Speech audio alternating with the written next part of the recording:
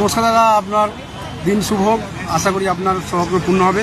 তো আপনার দাদা, আপনার নামটা? আমার নাম অচিন্ত মল্লিক। দাদা অচিন্ত মল্লিক, বলছি আপনি যে ইন্টারভিউ রুমে গেলেন সেখানে কি কি প্রসেসটা একটু প্রথম থেকে বলবেন। সর্বপ্রথমে ডকুমেন্টস ভেরিফিকেশন হলো।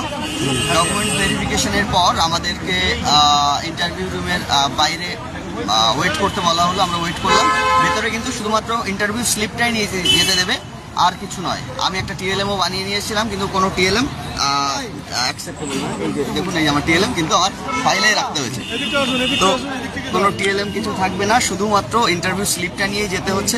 আর ভেতরে যাওয়ার সময় আমাকে কিছু প্রশ্ন করেছিল, যেমন চাইল্ড পেডাগজি থেকে সিসিই কি, তারপর রিভিশন কতটা জরুরি, তারপর যে আমাকে জিজ্ঞেস করেছে আপনি কী করেন। আমি বলছি আমি ইংলিশ মিডিয়ামে পড়াই। তা আপনি বললো যে আপনি যে এনভায়রনমেন্টে পড়ান, আর পশ্চিমবঙ্গে এনভায়রনমেন্ট তো আলাদা, এখানে ফ্যান নেই, লাইট নেই, 200 ছাত্রছাত্রী, আপনি কী করে ট্যাকল করবেন। আমি আমি আসলে আমার রুটটা ওয়েস্ট বেঙ্গলে, তাই চ্যালেঞ্জেসগুলো আমি খুব ভালো জানি।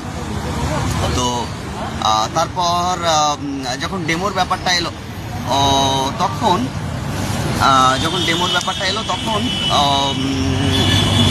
আমি আমার পছন্দ মতো টপিক আমি প্রথমে বললাম। আমি বললাম আপনি কী প্রিপারেশন করছেন। আমি তাহলে ইংলিশ পড়াবো। তখন আমাকে একজন স্যার বললেন আপনি ইংলিশ তো পড়াচ্ছেন, আপনি ইংলিশ পড়াবেন না, আপনি ইভিএস পড়ান ক্লাস 2-এ। তো এটা আমার কাছে একটু আনএক্সপেক্টেডই ছিল সত্যিকারে, কারণ আমি আমার সারা জীবনে ইংরেজি ছাড়া আমি কিছুই পড়াইনি। তো যাই হোক, আওয়ার এনভায়রনমেন্ট, তাই আমি পড়িয়ে দিলাম আমার মতো করে। তবে আমি যে প্রিপারেশন নিয়ে এসেছিলাম, আমার যে ডেমোটা আমি তৈরি করেছিলাম, বা ইংরেজি যে কোনো টপিকে আমি ভীষণ স্বাচ্ছন্দ্য বোধ করতাম। আমি কিছু গান টানও রেডি করে এনেছিলাম, হ্যাঁ, বা রাইমস বা কিছু, অনেক কিছু। বাট কিছুই জিজ্ঞেস করেনি, কিছুই নয়। মাত্র 7 থেকে 8 মিনিট সময় দিয়েছে। তবে আমার পড়ানোটা তারা অনেকক্ষণ ধরে শুনছিল। আরও হয়তো তারা শোনার আগ্রহে ছিল, বাট আমি অতটা পড়ানোর আগ্রহে ছিলাম না, কারণ আমার টপিকটা কিন্তু আমাকে পড়াতে দেওয়া হয়নি। আচ্ছা দাদা, টেবিলে কতজন ছিল? 3 জন ছিল, 2 জন ম্যাডাম, 1 জন স্যার। 2 জন ম্যাডাম, 1 জন স্যার। আপনি যে প্রথমে গেলেন সেখানে ডকুমেন্টগুলো আপনি একটা টেবিলে ভেরিফিকেশন করা, ডকুমেন্টগুলো কি আপনার সঙ্গেই ছিল না? ডকুমেন্টসগুলো আমার সঙ্গে ছিল, কিন্তু ইন্টারভিউ রুমে যাওয়ার আগে ডকুমেন্টসগুলোকে ইন্টারভিউ রুমের বাইরে একজন অবজারভেশনে থাকছেন, সেখানে রেখে যেতে হয়। আচ্ছা, ঢোকার পরে মানে আপনাকে কি প্রশ্ন করা হয়েছিল? Introduce yourself. তার পরবর্তী ক্ষেত্রে কি প্রশ্ন করা হয়েছিল যদি কাইন্ডলি? তারপর আমাকে জিজ্ঞাসা করা হয়েছিল যে আপনি ইংলিশ মিডিয়ামে পড়ান, তাহলে ইংলিশ মিডিয়ামের যে এনভায়রনমেন্ট আর এখানকার এনভায়রনমেন্ট সেটা সম্পূর্ণ আলাদা। সেই জায়গায় দাঁড়িয়ে আপনি কিভাবে এটাকে কোপ আপ করবেন। তো আমি আমার সাধ্যমতো উত্তর দিয়েছি। যে ওখানে যারা বসে আছে ইন্টারভিউ নিতে, তারা কি মানে কোঅপারেটিভ করছে? হ্যাঁ, তারা কোঅপারেটিভ। তবে ওই আমার একটা জায়গায় আমার যেটা আমি বললাম যে আমার টপিকটা পড়াতে দেওয়া হয়নি, otherwise they are very pleasant. Document ভেরিফিকেশনে যেনারা আছেন ওনারা কি প্রপারলি ডকুমেন্ট, যে আমাদের যে লিস্ট দিয়েছে আপনার ইন্টারভিউ সময়, সেই ডকুমেন্টে প্রপার ডকুমেন্টগুলো চেক করছে না? মানে ধরুন আমার মাধ্যমিক, উচ্চ মাধ্যমিক, তারপর আমার ডিএলএড এর ফাইনাল ইয়ারের মার্কশিট, এটা চেক করেছে। এসসি কার্ডটা চেক করেছে এবং কার্ড সার্টিফিকেটটা ভালোভাবে চেক করছে।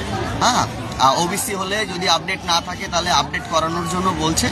হ্যাঁ, আর না হলে ওরা ইন্টারভিউ করিয়ে দিচ্ছে, পরে কী হবে সেটা পরে ব্যাপার। তো ওবিসি আপডেটটা করিয়ে নেওয়া সব থেকে ভালো। দাদাকে অসংখ্য ধন্যবাদ। আর আগামী দিন দাদাকে যেন আমরা প্যানেলে দেখতে পাই, এটাই কামনা করব। কারণ আমরা সবাই জানি যে দাদাকে আমার প্রতি শুভকামনা রইল। ধন্যবাদ দাদাকে। থ্যাংক ইউ আর ভিডিওটা সবাই শেয়ার করে দাও।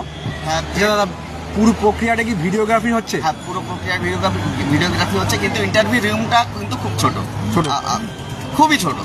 আচ্ছা, বোর্ডে মানে তার থেকে 3/7 3/7 ইন্টারভিউ রুমটা খুবই ছোট হচ্ছে, ভিডিওগ্রাফি করা হচ্ছে খুব খুব ছোট। আচ্ছা, ওখানে কি কি চক মানে মার্কার আছে?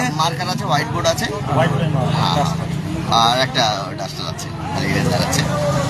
আর এটাই বলবো যে ভ্যাকান্সি যেহেতু অনেক কম দিয়েছে, সে হিসাবে কিন্তু প্রিপারেশন ভালো রাখতে হবে।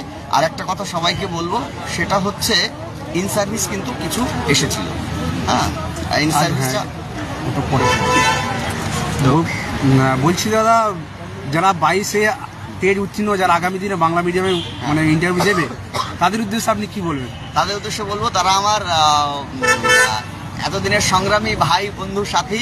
তাই মনোবল না হারাতে লড়াই করতে হবে। হ্যাঁ, হাল ছেড়ো না বন্ধু, হাল ছেড়ো না, বরং কণ্ঠ ছাড়ো জোরে। দেখা হবে তোমায় আমায় নতুন গানের ভরে। সবাইকে অনেক অনেক শুভকামনা। দেখুন দাদা TLM করে নিয়ে এসেছিল,